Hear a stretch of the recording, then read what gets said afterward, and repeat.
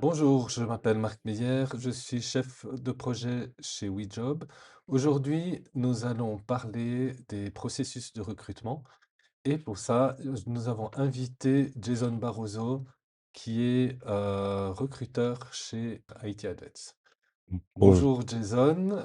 bonjour Marc, je t'ai un petit peu, pris de court. Enchanté, ravi, d'être sur ce plateau avec toi. Merci d'être venu malgré que tu sois un petit peu malade aujourd'hui. Pour WeJob, on fait toujours des efforts. C'est génial. Alors, dis-nous un petit peu, tu es recruteur donc chez IT Advance depuis un certain temps. Comment est-ce que, quel est ton parcours? Comment est-ce qu'on devient déjà recruteur?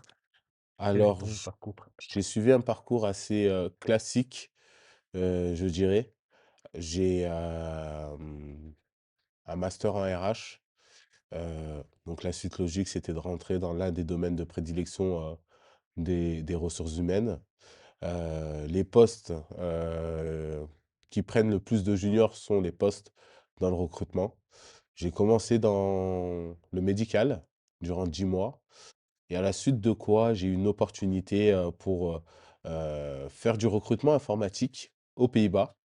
C'était une expérience, de 2 ans, au sein d'une très grosse société, indienne, et à la suite de quoi, j'ai eu cette opportunité en 2023, fin 2023, de devenir recruteur, consultant RH IT pour IT Advance et ça fait, désormais 2 ans, que je travaille pour, cette, magnifique société. Et qu'est-ce que, selon toi, qu'est-ce qui est différent en fait du recrutement spécifique au recrutement IT par rapport à d'autres domaines?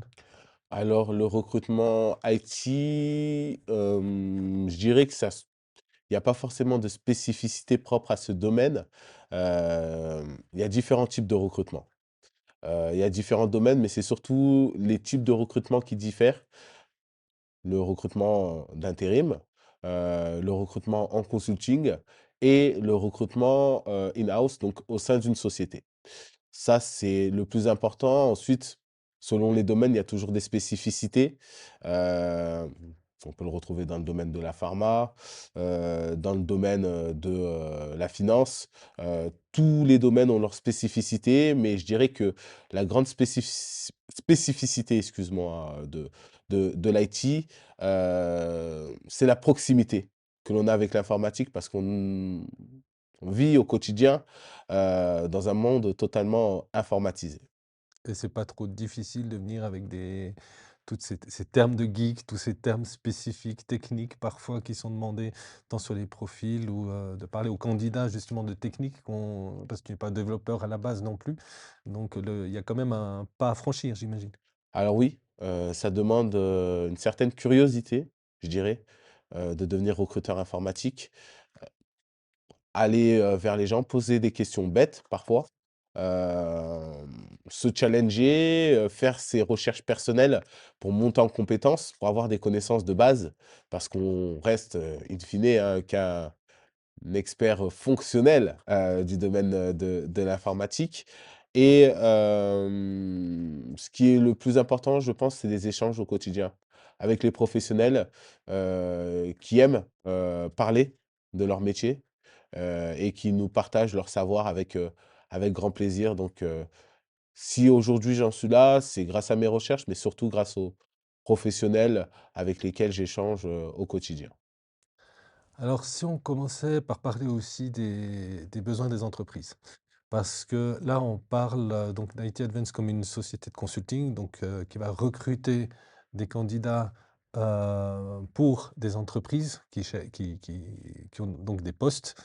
Et pour quelles raisons, en fait, qu'est-ce qui fait la différence ou pour quelles raisons ces entreprises ne recruteraient pas elles-mêmes en postant en mettant leurs postes sur JobUp, etc. et qu'elles n'iraient pas faire le recrutement, on va dire, qu'est-ce que tu fais à leur place? Je dirais que c'est un petit peu à l'image, d'une personne qui a un petit souci chez soi, et qui souhaite, résoudre ce problème. J'ai un problème, de plomberie, je fais appel à un plombier, durant un moment bien spécifique. C'est ce qui se passe, aujourd'hui, dans le domaine de la délégation où, généralement les professionnels, qu'on contacte et qu'on place auprès, de nos clients interviennent dans le cadre de projets bien précis. Parfois, c'est pour un besoin, mais pour apporter une expertise, mais c'est toujours dans un but, de faire monter en compétence, la société ou de permettre à la société de se stabiliser. Donc, ça s'inscrit toujours dans un cadre bien précis. Après, bien évidemment, il y a certains éléments comme, l'aspect, de ne pas avoir à réaliser toute cette procédure administrative, pour recruter une personne, se délester d'une partie recrutement et faire appel à une société qui va faire, le sourcing. Je pense qu'on parlera de ça plus tard, mais qui va faire toutes les différentes étapes du recrutement qui sont assez lourdes, pour, tout simplement faciliter et permettre à la société de ne se concentrer uniquement sur la compétence technique du professionnel qui sera recruté. Donc parce que souvent on pense, société de recrutement, on pense surtout peut-être plus particulièrement, ou quand on parle de chasseurs de tête, pour prendre ce terme, on pense souvent à des profils plus spécialisés, mais c'est pas forcément le cas donc. Alors on peut, aller du profil, le plus bas, du domaine, de l'informatique, à l'architecte, au RSSI, voire même plus haut, hein, au directeur de programme qui va porter un programme de plusieurs milliards. On traite tous les postes, donc bien évidemment, pour nous, c'est plus intéressant de traiter les postes les plus hauts, mais les professionnels qui assurent, par exemple, le support au quotidien des activités informatiques de nos clients, on les traite avec, la même je perds mes mots, mais, avec le même soin qu'avec, ces architectes ou ces, directeurs de programme. Bon alors ça, c'est pour les avantages pour les entreprises de passer par une société de consulting. Pour les candidats, quel est l'avantage si, je cherche un poste? Est-ce que j'ai un avantage à plutôt, disons accéder ou postuler à travers une société comme IT Advance que, en solo quoi, en individuel? Alors, je dirais que les 2 possibilités sont bonnes. La possibilité de candidater en interne est une, meilleure option, bien évidemment, parce qu'en tant qu'interne, on a droit, aux avantages, de la société. On est, intégré directement, dans, le mouvement de la société, hein, en tant qu'interne, donc on se sent pas forcément, un Alors petit peu différent. je t'interromps parce que tu parles de interne. Est-ce que tu peux donner la définition de recrutement en interne? Parce qu'en interne, on pense souvent, c'est du recrutement interne déjà dans la société. Alors, je dirais que le recrutement en interne, c'est lorsque le candidat a un contact direct avec, la société cliente. D'accord. Merci Jason de ces explications complémentaires. Pour revenir à la question en fait, puisque je t'ai coupé, excuse-moi. Donc quel est en fait l'avantage, qu'un candidat a à postuler directement par rapport à passer par une société comme IT Advanced? Donc, un candidat en candidatant directement auprès d'une société aura l'avantage, s'il est recruté, d'avoir les avantages de la société, comme tous les autres salariés, de l'entreprise cliente. Hem Ça comprend, je sais pas, hein, des avantages d'entreprise, 13e mois et cetera, ce qui peut être également le cas auprès, de sociétés de consulting. Mais je dirais que l'intérêt du consulting va être très intéressant parce qu'il va permettre, à une personne qui souhaite travailler dans une société bien précise, de pouvoir passer via le biais d'une agence de consulting, direct en directement, de passer en passage direct vers cette société, à travers cette société-là. Donc, Donc on a plus de chances d'obtenir disons, le poste ou en tout cas un entretien en passant par une société de consulting? ah c'est clair. Aujourd'hui, je pense que les candidats qui, candidatent dans le domaine de l'informatique et qui postulent à des opportunités en direct, sur des, grands, job board, rencontrent assez facilement des situations où, le nombre de candidats qui, candidatent sur le poste est important. Lorsqu'on passe par une société de consulting, c'est qu'on a été shortlisté si on est présenté auprès de la société. Donc déjà, ça enlève plusieurs couches et ça évite au CV, du candidat de se noyer, dans la masse, et in fine, selon la relation de la société avec la société cliente, je sais que certains clients ont des relations privilégiées, hein, avec, des ESN, ça permet au candidat d'avoir, quasiment parfois une chance sur 2 d'avoir, le poste. Si tu veux bien, j'aimerais parler maintenant des besoins des entreprises, en fait, ou en tout cas des annonces qui sont postées et des processus de recrutement. Et puis, comme tu le sais, chez WeJob, sur cette chaîne, j'aime bien poser aussi des questions un peu qui, soit qui dérangent ou de parler franchement, disons, sur, 2 choses. Est-ce que, on a entendu, en tout cas, j'ai, personnellement aussi entendu dire qu'il y avait des posts qui étaient publiés, qui en fait, qui étaient fake complètement. C'est-à-dire que l'entreprise avait déjà un candidat en interne ou autre, ou une position précise, mais qu'il y avait un besoin légal de publier une offre et d'avoir un processus de recrutement. Est-ce que c'est vrai ou pas? Oui, ça existe, c'est vrai. C'est pas une fake news. Donc, en ce sens, ça arrive, à plusieurs reprises, hein, ce genre de situation. Il se peut, hein, que certains candidats aient une relation privilégiée avec une personne qui travaille dans une équipe bien précise. Cette personne a déjà eu des contacts par le passé pour, une opportunité au sein de cette entreprise et connu, des personnes travaillant, chez le client et in fine, ça se fait assez rapidement, mais pour des raisons légales, comme tu viens de l'évoquer, l'offre est quand même publiée. Parfois même, on publie, des postes, pour, créer une pipeline, c'est-à-dire réunir des candidats pour que par la suite, dès lors qu'on aura besoin également, on puisse, revenir auprès, des candidats qui seraient les plus intéressants. Donc tous les besoins publiés ne sont pas actifs, et tous les besoins publiés ne sont pas concrets. Donc, tu veux dire qu'il y a certaines, postes oui, des offres d'emploi qu'on peut trouver sur le marché qui sont en fait, qui où il n'y a pas de poste réel derrière, c'est juste une question voilà, d'augmenter sa base de données de candidats potentiels en vue d'un poste plus futur. Tout à fait. Je sais, bah, pour te donner un exemple, hein, qui est aussi défavorable aux ESN, certaines sociétés clientes, lorsqu'on leur transmet un profil, et qu'on l'intègre dans leur base de données, on ne peut plus repositionner ce candidat pour une opportunité dans cette société durant une période de 1 an. Mmh. Donc, parfois, ça peut être l'opportunité également pour les sociétés clientes, de faire travailler les ESN pour, faire grossir, tout simplement, l'ATS du client. Alors dans les choses un petit peu dérangeantes, on voit souvent, dans les avantages aussi ou des représentations aussi enfin les entreprises qui vantent leur,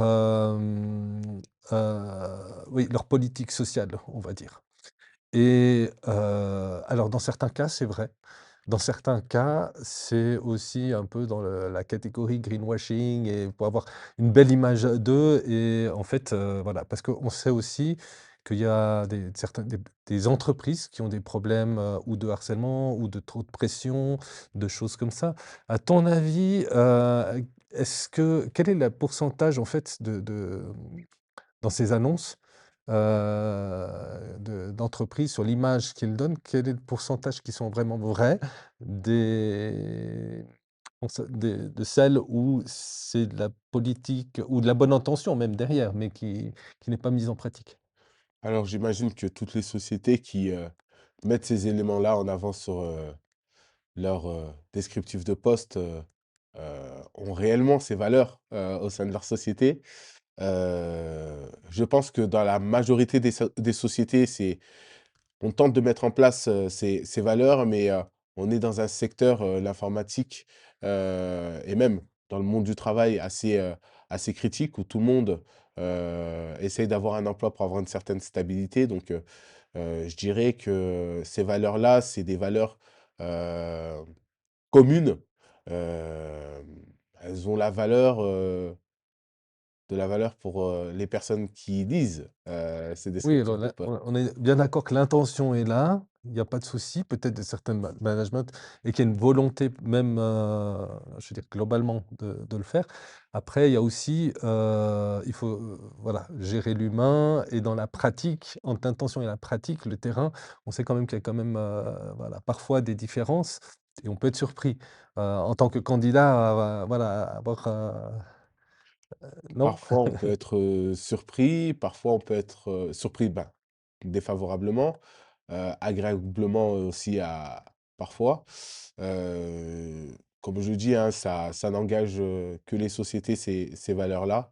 Et si ces politiques sont réellement mises en place, c'est top, pour les candidats et si c'est pas mis en place, malheureusement, bah, ça reste, le monde du travail, hein, donc Alors je vais continuer sur la un petit peu sur la lancée des red flags des entreprises. Par exemple, est-ce que, ça peut pas être un signe quand on voit une entreprise qui recrute systématiquement le même type de poste qui revient régulièrement tous les 3 mois, 6 mois? Est-ce que c'est pas un indicateur que les personnes ne tiennent pas et donc un indicateur que l'environnement n'est pas adéquat pour pas ne pas dire toxique, mais en tout cas qui c'est des postes qui sont durs à tenir? alors, il y a plusieurs éléments qui peuvent expliquer cela. Heu, Dans le domaine des RH, et même dans le domaine, informatique, dans le domaine du travail, il y a plusieurs KPIs qui permettent, d'analyser le pourquoi du comment des tournus. Heu, L'environnement de travail peut être un élément, heu, le manque de compétences, le manque de formation également des personnes lorsqu'elles arrivent sur leur poste peut être un élément également de réponse. Heu, je pense pas qu'une société, souhaite, avoir un besoin en continu, donc je dirais tout simplement que in fine, c'est le candidat qui n'était pas fait pour ce poste, tout simplement. C'est pour ça qu'il y a un grand tournus. Lorsque un candidat est fait pour un poste et qu'il y a un match total, généralement ça va pour, énormément d'années, Donc, est-ce que c'est, de ton expérience, plus souvent des problèmes de recrutement, c'est-à-dire les entreprises qui ont du mal à recruter les bons profils? Ou est-ce que c'est qu'il y a un problème dans l'entreprise ou un problème avec le poste ou, par exemple, qu'il y ait trop de pression simplement, et qu'il y ait peu de personnes qui arrivent sans préjuger de quoi que ce soit, hein, mais ça peut être aussi, un poste qui exige beaucoup de pression ou des conditions de travail, un petit peu compliquées et qui fait qu'il y a beaucoup de changements, de démission, de turnover. alors ta question, elle est très pertinente. Heu, En ayant travaillé dans 3 grands domaines, l'intérim, le consulting et avoir travaillé en tant que recruteur directement pour une société, j'ai pu voir, que malheureusement, le problème, il est plus sur l'aspect recrutement. Heu, Malheureusement, il y a certains managers qui ne sont pas formés, à la compréhension d'un bon process de recrutement. Donc je dirais que ça le 1 manque, il vient de là, de personnes qui sont parfois trop dans la technique, pas assez dans la compréhension de l'humain, pas assez dans le management, pour, déceler, les éléments, qui permettent d'identifier qu'une personne n'est pas adaptée pour un poste. Donc ça, c'est un premier élément de réponse et je dirais que ça aussi, ça vient du fait, ce manque de formation, qu'il y ait peut-être, heu, moins de responsabilités au sein d'une société qui soit allouée au RH. Pour moi, le RH est central à une société. Il doit faire en sorte que, heu, les intérêts de la société, heu permettent, aux professionnels de travailler dans de bonnes conditions et non pas l'inverse, attention. Toujours les intérêts de la société en premier. Et malheureusement, le RH, perd de plus en plus de poids, heu, parce qu'il est amené à traiter des sujets qui vont être, assez redondants comme, la paye et cetera, mais pas assez, de formation. pour moi et je pense que c'est le plus important. Alors pour en terminer avec les sur le sujet des entreprises, pour finir, en tant que, c'est peut-être, une info qui serait très utile à tout candidat qui cherche un travail. Quels seraient les red flags selon toi? Les choses, oui, c'est quand on voit une annonce d'une entreprise qui devrait attirer notre attention ou, où on doit faire attention déjà oui, qui pourrait nous faire soupçonner de quelque chose, voilà, qui ne correspondrait pas ou, un poste, disons, auquel, on serait peut-être pas à l'aise ou qui va pas être durable. Donc je dirais qu'il y a plusieurs éléments que j'ai pu identifier, qui font qu'un candidat ne correspond pas pour un poste, lorsqu'il candidate. Déjà, c'est le CV. Si le CV n'est pas adapté pour le poste sur lequel on candidate, on n'a aucune chance. Si le profil ne rentre pas dans les grandes lignes du descriptif de poste, on n'a aucune chance. Il faut savoir que dans la plupart des postes informatiques, les CV sont relus en premier lieu, par, des fonctionnels et non pas par des personnes qui viennent de la technique. Alors excuse-moi, je t'interromps parce que là, on parle des CV, du matching, disons, entre le poste et le CV. Je parle plutôt du bien-être dans l'entreprise, de l'entreprise, vraiment, est-ce que c'est parce qu'on est peut-être plus, grande société, grande, entreprise internationale, on a besoin peut-être de certaines attentes par rapport à une société et cetera et quels seraient, disons, les grands red flags en disant: «Cette société, c'est quand même, voilà, il y a peut-être des pratiques ou de la pression ou des choses comme ça auxquelles, Alors on peut pas le savoir tant qu'on n'y a pas été confronté, ça, il y a pas de bonne réponse à cette question. J'aurais bien voulu y répondre, Marc, alors je te heu, challenge par exemple, mais parce que souvent, quand on a un descriptif, genre, flexibilité, horrible on c'est aussi des termes déjà dans l'annonce qui peuvent, peut-être indiquer qu'il s'agit d'un poste exigeant ou d'un poste où il y a beaucoup de pression, ou une entreprise, qui a des exigences, assez ou un manager dans l'entreprise ou un service où il y a des exigences qui sont, ou une pression. Voilà, je comprends. Certains mots-clés qui peuvent, indiquer certains voilà, éléments par rapport au contexte de l'entreprise. Je dirais que toutes les sociétés, attendent que leurs candidats soient flexibles. Un candidat qui est flexible, c'est un candidat, sur lequel on peut compter. Et un candidat sur le et un employé sur lequel on peut compter, c'est un employé avec lequel on va pouvoir travailler sur du long terme. Donc les éléments de langage qu'on peut retrouver dans les descriptifs de poste, je pense qu'ils, ne disent pas grand-chose de la société, pour laquelle on candidate et en réalité, c'est le premier contact, qu'on a avec la société, le contact humain qui fait toute la différence. Donc je dirais que, s'appuyer sur, les échanges qu'on peut avoir avec le manager du poste sur lequel on candidate ou avec la RH permettent rapidement, de comprendre si, cet environnement est un environnement, désagréable ou non. d'accord, merci.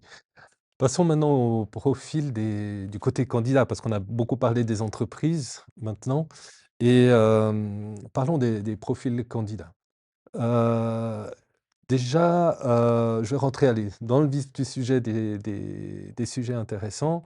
Heu, quand, on a par exemple, ça peut arriver, hein, dans notre parcours professionnel, de tomber malade, d'avoir une période de chômage, ou autre et d'avoir un trou dans notre CV. Comment est-ce que c'est perçu? Est-ce qu'il faut forcément arriver à jongler, boucher ce trou-là? Est-ce qu'on peut l'assumer? Comment, toi, en tant que recruteur, tu perçois comme ça un trou dans un CV? Est-ce que c'est mieux de le cacher ou pas? Alors je dirais que c'est pas une mauvaise chose. Il peut arriver, on reste des êtres humains, hein. Il peut arriver des éléments dans notre vie qui font qu'à un certain moment, on n'a pas d'emploi, on a une petite coupure. Le mieux serait de justifier, cette période durant laquelle, on a ce trou, ce laps de temps sans travail, en indiquant tout simplement, ou en expliquant, de manière explicite ou, de manière diplomatique, ce qui s'est passé. Et je pense que ça peut, convenir auprès de l'employeur. Bien évidemment, les candidats qui sont les plus intéressants sont ceux qui ont, les expériences les plus, linéaires, je dirais. Les plus linéaires. Donc, pour ne pas se faire, bon, évidemment, on peut l'expliquer lors d'un entretien, mais je veux dire, c'est quand même un élément qui peut faire que notre, CV est écarté. Alors, oui et non. Ou Heu, est-ce qu'il faut, sur le CV même, mettre ce type d'explication quand il y a un trou? je pense que c'est toujours mieux d'expliquer sur le CV directement, le pourquoi du comment. Ça permet de faire comprendre à son interlocuteur. Comme j'ai tendance à le dire, hein, le CV, c'est le premier entretien. Donc si lors de ton premier entretien, tu n'arrives pas à expliquer pourquoi tu as eu un laps de temps, sans travail, alors forcément, que l'entretien, se passera mal. Si tu expliques, si tu es explicite, alors, il n'y a aucune raison pour que ce soit un élément bloquant. Mais comme je le dis, les expériences les plus linéaires, restent les plus intéressantes. D'accord. Maintenant, on sait pertinemment, il y a des statistiques, hein, j'ai pas exactement les chiffres, mais qu'il y a un certain nombre de CV qui sont falsifiés. Alors, ça va, évidemment du petit détail de la date qui est un petit peu floue ou, des ajustements qui sont faits justement pour boucher, ce genre de vide. Et puis, ça va carrément à des formats, des faux diplômes ou des fausses attestations, et cetera, de travail. Est-ce que c'est quelque chose, que tu remarques, que tu vois, que tu sais comment, ton recrutement quotidien, disons, heu, tu tiens compte de ça ou pas? Alors je dirais qu'en tant qu'RH, on n'est pas à l'abri, de ce type de pratiques, frauduleuses. Le mieux, c'est toujours de challenger les candidats. On reste des experts, certes fonctionnels, mais des experts pour repérer ce type, d'éléments. On a été formés pour ça en tant qu'RH, en tant que recruteur, pour, heu tout simplement veiller à ce que le processus soit le plus, légal, possible, mais on n'est pas à l'abri, de pratiques frauduleuses et ça je pense que c'est le cas dans, la plupart, des secteurs, hein, donc c'est pas quelque chose qui est en lien qu'avec le domaine de l'informatique, c'est quelque chose qui est en lien avec tous les domaines. J'imagine avec l'IA en plus maintenant, ça devient de plus en plus facile de faire des faux documents. Mais, bon, il y a Alors peut-être des petits arrangements qui sont faisables. Selon toi, quelle est la limite éthique? Disons. alors, pour revenir sur un élément avec l'IA, heu, l'IA, a certains patterns qui sont rapidement reconnaissables. Donc un candidat qui va essayer de falsifier quelque chose avec l'intelligence artificielle, il va se faire rattraper à tous les coups. Mais par contre, sur la deuxième partie de ta question, excuse-moi Marc, C'est j'ai sur la perdu. ligne éthique. Est-ce qu'il y a une éthique? Est-ce qu'on peut se dire, selon toi, il y a, bon, certaines choses qui sont compréhensibles humainement, on va dire, même si ça reste légal, hein, illégal, j'entends, de modifier ou d'arrondir certains angles, et cetera. Ou est-ce qu'il y a des choses où c'est, voilà, est-ce qu'il y a une ligne éthique ou pas? L'éthique, elle est au cœur des valeurs, du jugement du recruteur. Pour moi, c'est très important, qu'il y ait un certain respect du cadre. Je parle, pour moi, hein, personnellement, mais je pense que je peux me faire le porte-parole aussi des autres recruteurs, genevois ou de Romandie. L'éthique, c'est important, parce que ça permet de créer des relations de confiance. Une fois qu'il y a quelque chose qui est brisé, ou il y a un CV frauduleux, à coup sûr, le candidat, va avoir de grandes difficultés à retrouver un emploi par la suite. Donc je dirais que c'est pas dans son intérêt, de ne pas respecter une certaine éthique, de certaines règles, car, in fine, ça sera, heu, toujours en sa défaveur. Alors pour aller un peu plus dans le détail, c'est vrai qu'il y a le faux CV, les faux documents, donc les faux diplômes. On prétend avoir une formation qu'on n'a pas. Maintenant, il y a aussi des choses des situations un peu plus discutables. On est victime, par exemple, d'un ancien employeur qui lui-même est dans l'illégalité, n'a pas transmis par exemple, de certificat de travail.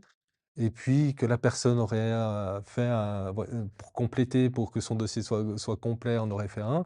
Donc tu vois, il y a ce genre de situation un petit peu où, c'est pour ne pas être pénalisé de quelqu'un qui est voilà. Alors je dirais que tout simplement le manager, heu, est, dans l'obligation de fournir un certificat de travail On est à la d'accord, fin de mais l'expérience du certains ne le font pas, collaborateur. hein, certains ne le font Certains ne pas. le font pas, ils se mettent, C'est le candidat qui est pénalisé au final, ils donc se mettent dans l'illégalité, mais le candidat a encore plus tort, je dirais, de réaliser un faux certificat de travail, parce que déjà, c'est de l'usurpation. oui, on est d'accord, Dans un c'est premier illégal, temps hein, on est tout et à fait illégal. dans un second temps, si l'expérience s'est mal passée, libre au manager, heu, de faire quand même le check de référence auprès de la société de son ex-collaborateur pour indiquer qu'il n'a pas apprécié la collaboration. Ça, c'est, Là, je te heu, challenge un peu parce qu'on est vraiment dans des si situations, si c'est voilà, où voilà, c'est je dirais que si ça s'est mal passé, c'est que le manager avait ses raisons. Peut-être que ces raisons vont parler à la future société de son ex-collaborateur. Ça n'engage que lui ou ça n'engage que la société, mais in fine, le candidat ne peut rien faire. Donc, même s'il est dans son bon droit, on ne saura jamais la vérité.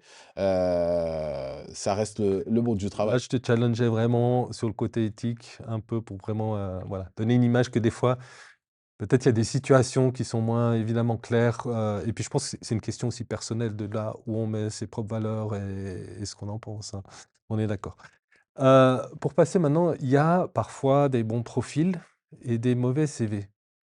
Est-ce que pour toi, c'est-à-dire que, est-ce que voilà, on parle souvent des modes des CV, hein.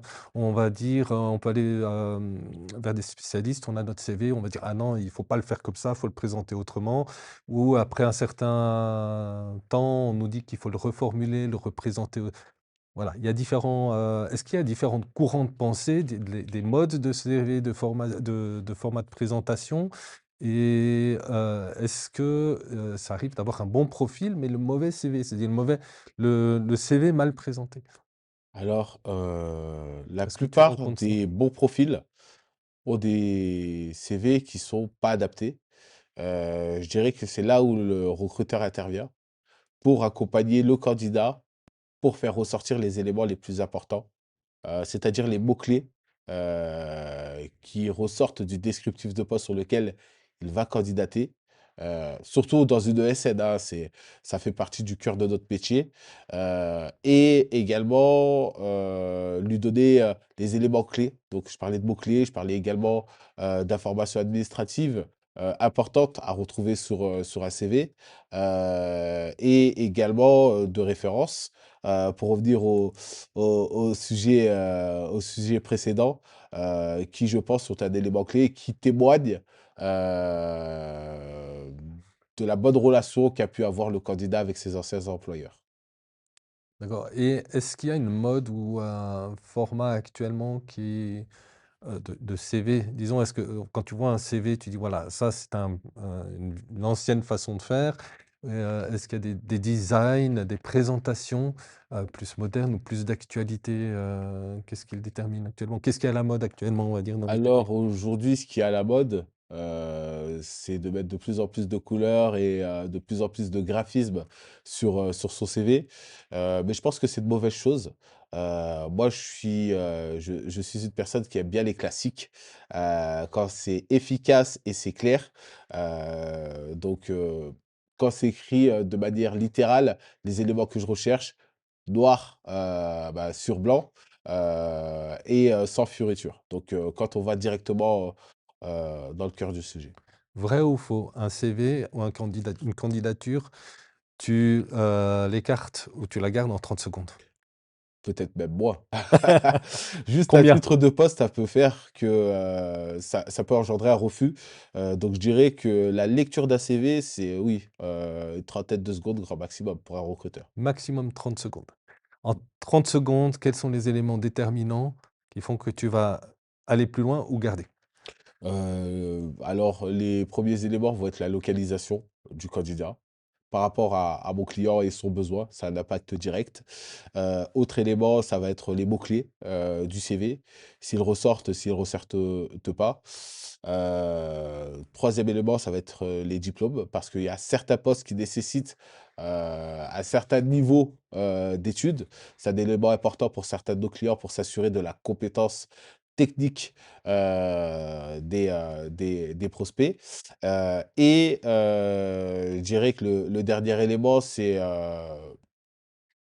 si son CV il est synthétique ou pas, pour moi, c'est un élément assez important. Une personne qui arrive, à bien parler, à bien, synthétiser son propos concernant, ses expériences ou ses compétences techniques, c'est une personne qui, je sais, en entretien, sera, un match potentiel avec mon client. Tu as parlé des formations, mais dans certains cas, l'expérience, peut prévaloir ou peut être l'équivalent d'une formation. Alors, ça peut être le cas. Mais j'aurais tendance à privilégier une personne qui sort, de l'EPFL à une personne qui s'est formée en autodidacte, malheureusement. C'est la réalité du terrain. C'est la réalité du terrain.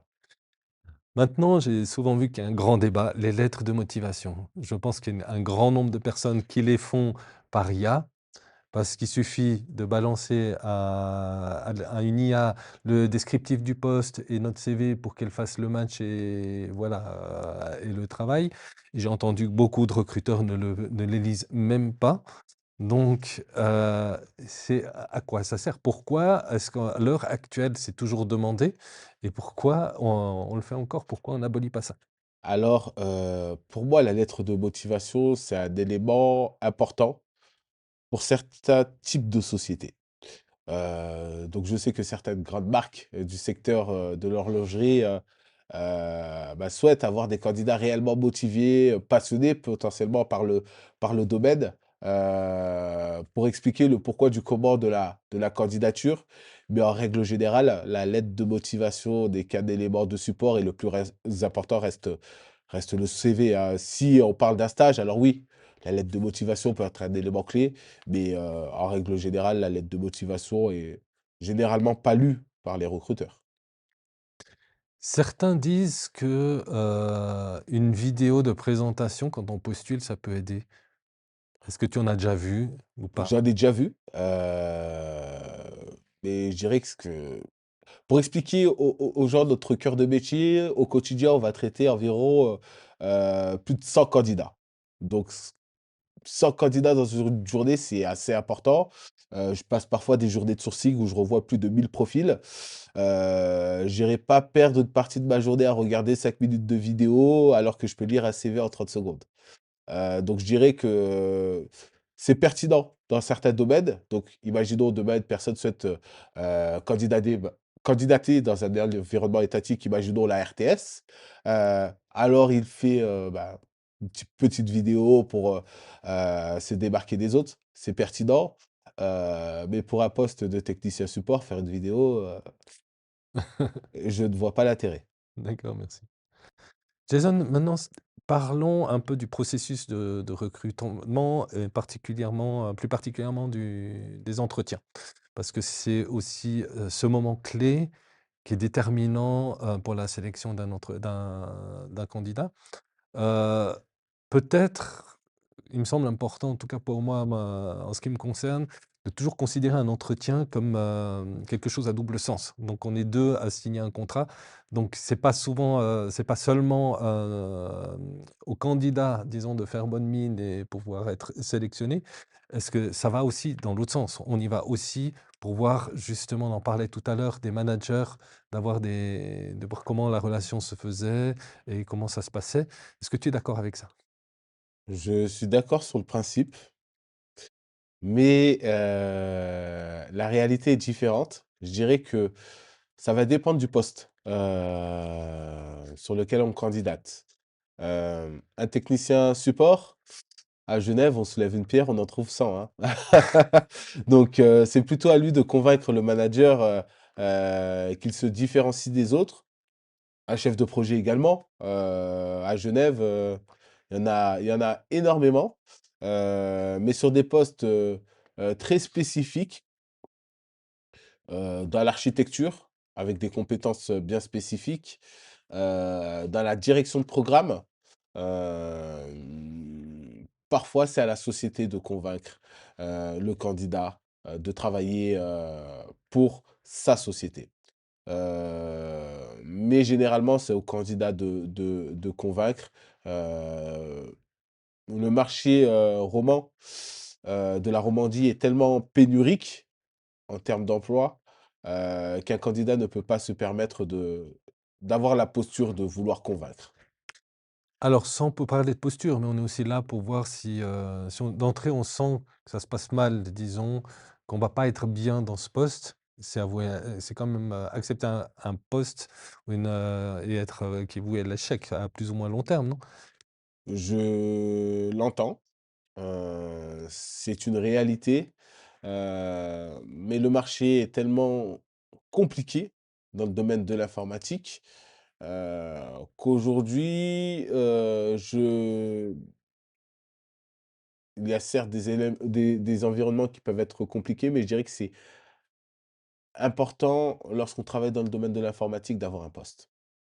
Quand on a un poste, ç ça nous rend pertinent pour les autres sociétés. Quand on n'a plus de poste, alors c'est que quelque chose ne va pas dans notre profil en tant que candidat. Donc, Donc tu dis c'est toujours plus, facile de retrouver un poste quand on est en emploi, en fait? c'est plus facile de retrouver un emploi lorsqu'on a déjà un emploi, que de retrouver un emploi lorsqu'on n'a plus d'emploi, tout simplement. Il y a quelques années, on entendait dire que le domaine de l'informatique, enfin, on manquait de main-d'œuvre dans le domaine de l'informatique et puis que alors on va venir aussi à la question des salaires, puisque c'est à ce moment-là aussi du recrutement qu'on les négocie. Est-ce que de manière globale, les salaires, ont augmenté? Quelle a été, l'évolution ces derniers temps dans le domaine de l'informatique? Alors, c'est vrai, il y a certaines années, pour reprendre la première partie de ta question, on disait qu'on manquait de main-d'œuvre, mais la Suisse a une spécificité, les Français. J'ai l'impression que partout où on tourne, les yeux, on y voit un Français qui souhaite travailler dans le domaine de l'informatique et ça a un impact sur la deuxième partie de ta question, l'aspect salarial.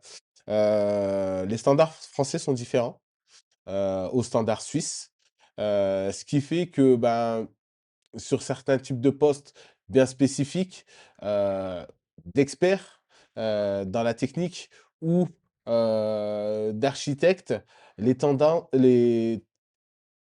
salariales je dirais baissent, À cause parce que de candidatures, qui viennent de l'autre côté de la frontière? l'offre et la demande, tout Et simplement. pourquoi recruter en France alors qu'on a on n'a pas on manque de personnes qualifiées en Suisse? Non, mais les Français sont bons sur quelque chose qui est assez intéressant en Suisse, c'est, se vendre. Le français, je dirais, c'est mieux se vendre que tous les autres candidats et là, je parle également de mon expérience, dans d'autres pays, mais c'est le meilleur en entretien. Pour moi, je dis pas ça parce que je suis français, mais pour moi, c'est le meilleur en entretien. Il sait très bien se défendre, il Il sait faut ce qu'il Est-ce vaut, qu'il faut avoir la grande gueule en entretien, c'est ça que tu il dis? a une certaine grande gueule et il marque. Lorsqu'un Français qui a une réelle compétence technique passe un entretien, on s'en souvient. Là où, d'autres nationalités francophones, vont avoir, une nature beaucoup plus, consensuelle, plus calme, ou là où le français est plus brut de décoffrage et je pense que c'est important, dans un entretien de marquer son interlocuteur. Donc c'est vraiment il faut avoir montrer de l'assurance, en soi lors d'un entretien. Ah, absolument. Bah, pour donner une petite anecdote, j'ai eu un candidat qui a passé un entretien, pour, un organisme étatique. C'était un Français. Il est venu très confiant à l'entretien, mais vraiment, hein, le mec, «Je suis le meilleur dans mon domaine, personne peut me battre et cetera. Je vais y aller à l'entretien, je vais le plier». c'est un poste assez haut, dans cet organisme étatique et je me suis dit: «Il risque peut-être, de se prendre, un mur», parce que les environnements étatiques, c'est des environnements beaucoup plus calmes où on essaye de trouver des personnes, qui souhaitent travailler sur de long terme, sur des projets qui importent, pour la population. Heu, mais cette personne-là est allée à l'entretien et il est sorti de l'entretien en nous disant, même s'il n'y avait pas le choix définitif du client: «Je vais avoir le poste, c'est sûr». Confiant tel un freelance français, Est-ce qu'il l'a eu? oui.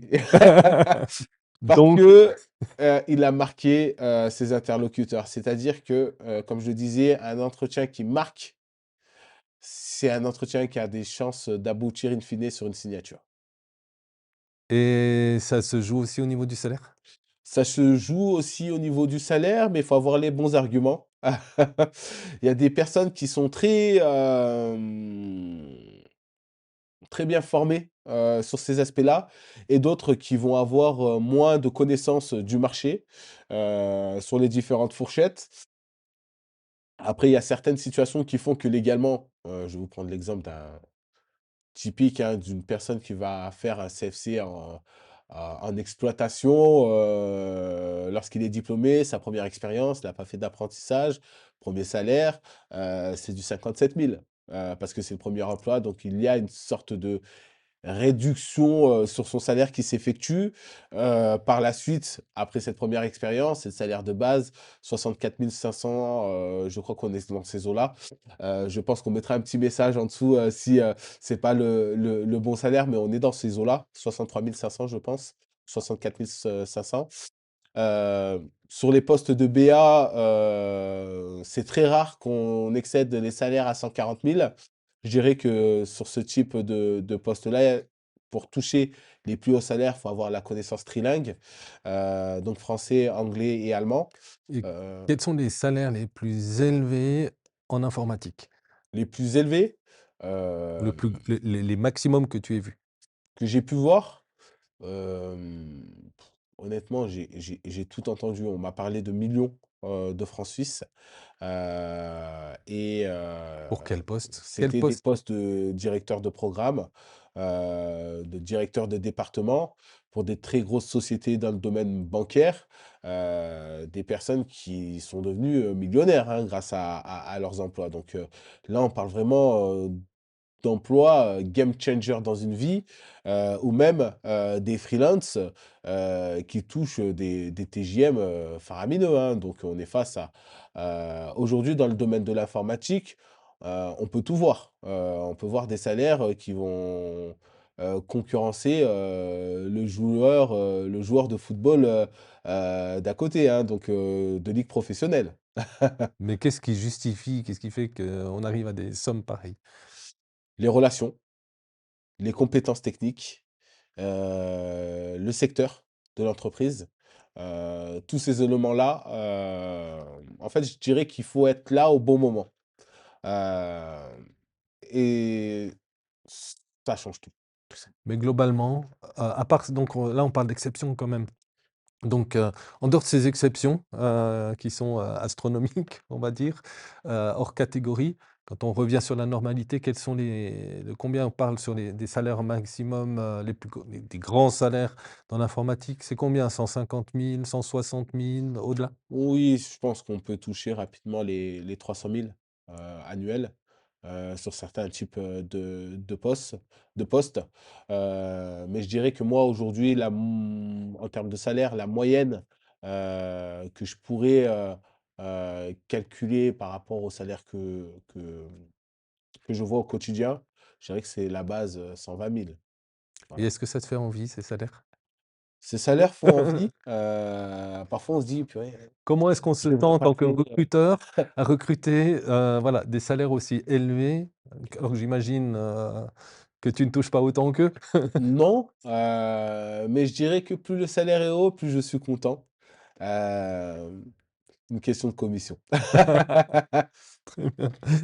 Est-ce que, quand on négocie le salaire, mettons que ce soit un poste, je vais dire n'importe quoi, un poste, on parlait de 100 par exemple 140 000 et que, je fasse, une sous-enchère, en disant, que j'accepte, voilà, avec des prétentions de salaire à 100 000.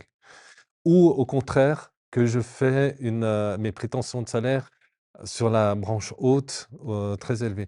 Est-ce que la perception, elle sera différente au niveau du recruteur? C'est-à-dire que, est-ce que tu vas dire ou toi, ou au moment de l'entretien, le chef de département, le chef de service ou le RH qui fait l'entretien va se dire: «S'il fait une sous-enchère, c'est que, donc il manque de compétences», ou si au contraire, j'y vais en pleine confiance en disant: «Je suis le meilleur et c'est pour ça que je vous demande le maximum», ça indique aussi une confiance en soi et le fait que voilà, je le justifie, enfin je vaux, ouais, tu vois ce que je veux Je dire? je C'est je que comprends tout à fait ta qu'il y a question. que je calque ma valeur en fonction de mes prétentions de salaire. Est-ce que c'est perçu comme ça? Je comprends tout à fait ta question. Il y a plusieurs éléments, à prendre en compte.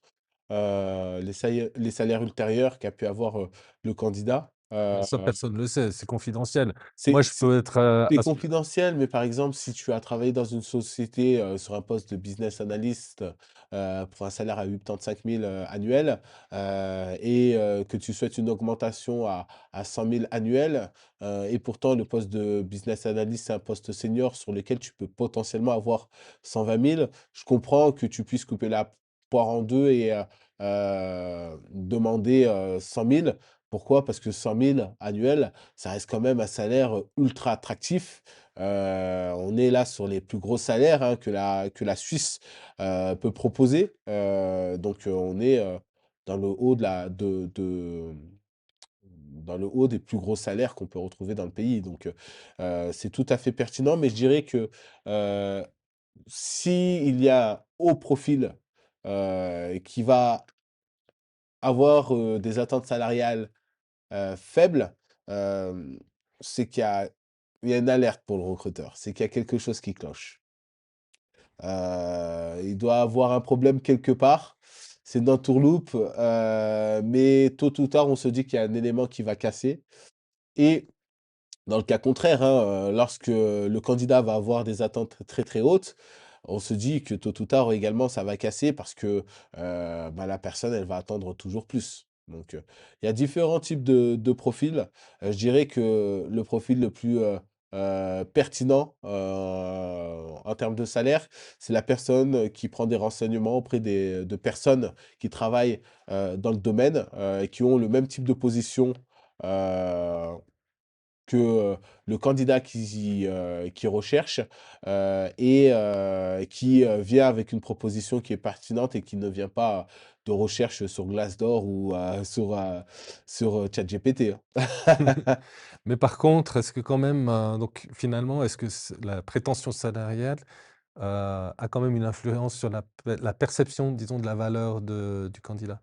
Oui, je le Intuitivement? comprends, D'accord. effectivement. Donc l'assurance, donc la clé certaines clés en tout cas d'un entretien, c'est la confiance en soi, c'est l'affirmation ou la demande quand même d'un salaire, si on hésite, si on est voilà, de la confiance en soi aussi au niveau de la négociation salariale. Puisque c'est là qu'on voit l'estime de soi, en fait, de sa valeur à soi. Est-ce qu'il y a d'autres points pour toi dans un entretien qui sont clés, qui font la différence entre un candidat et l'autre?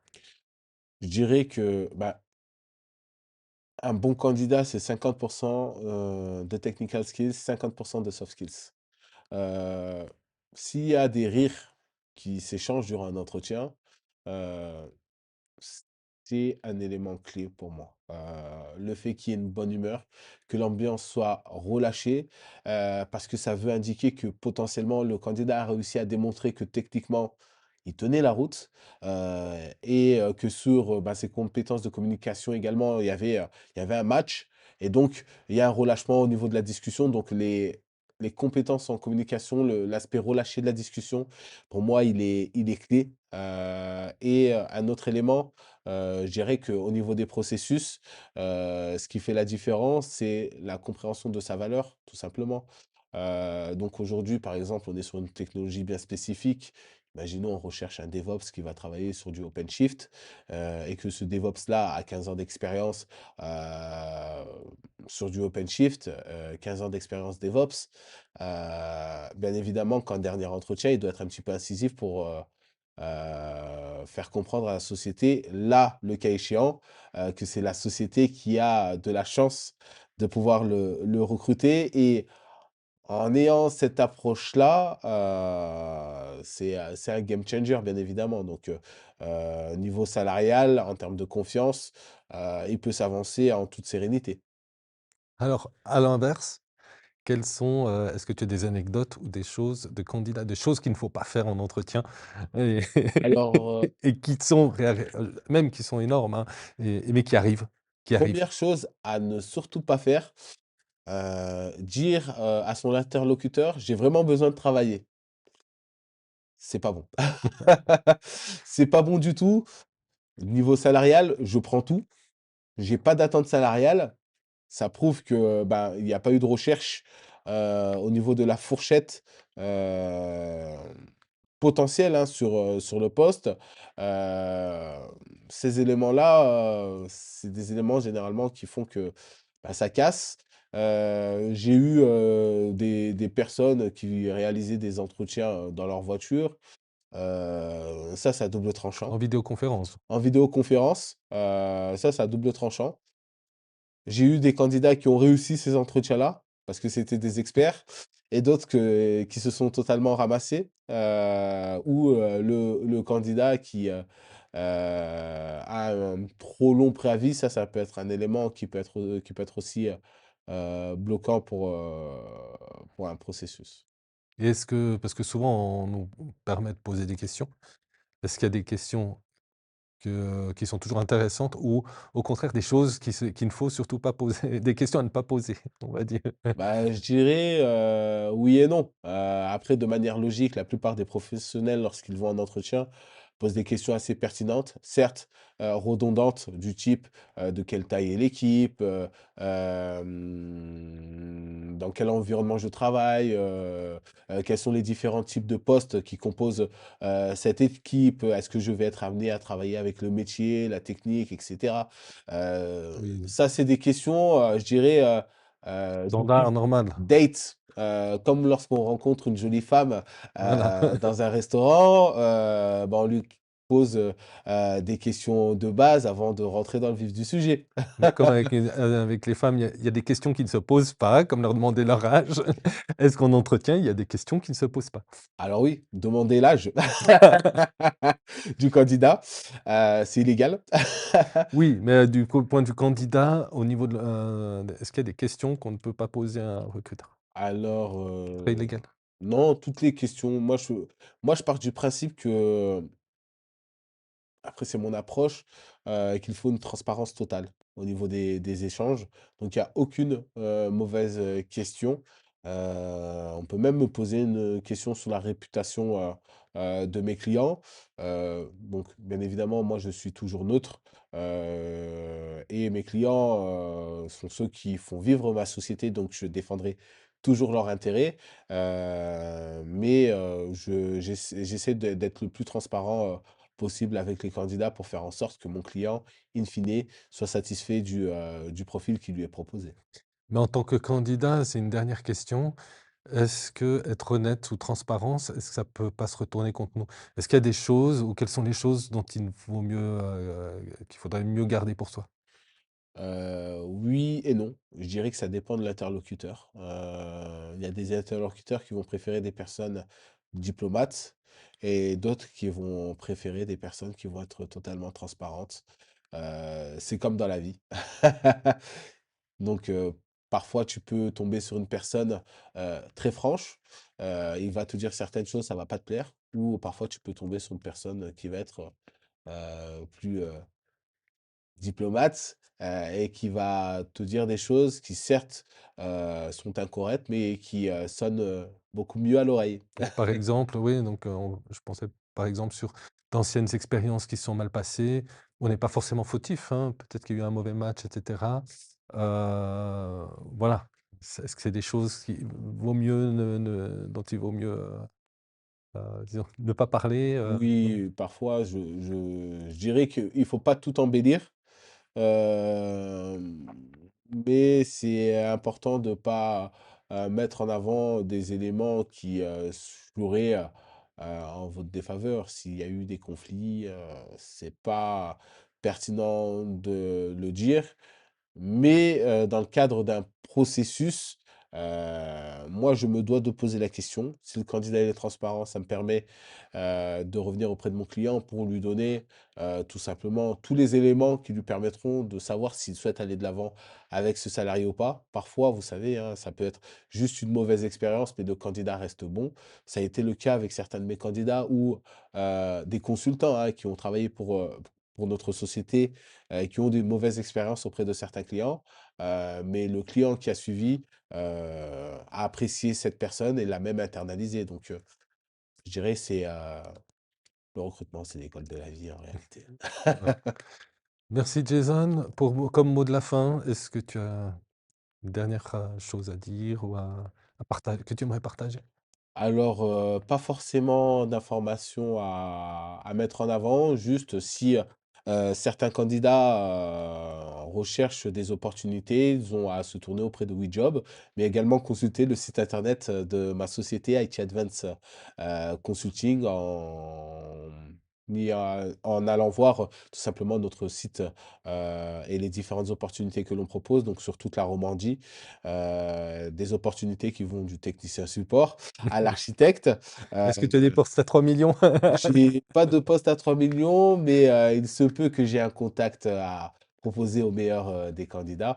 Mais oui, donc n'hésitez pas à consulter nos sites internet et bah, c'était un grand plaisir de partager ce moment avec, WeJob, cette nouvelle aventure pour vous et toi Marc, toujours un plaisir. Merci beaucoup. À bientôt alors Jason. À bientôt. Au revoir. Au revoir.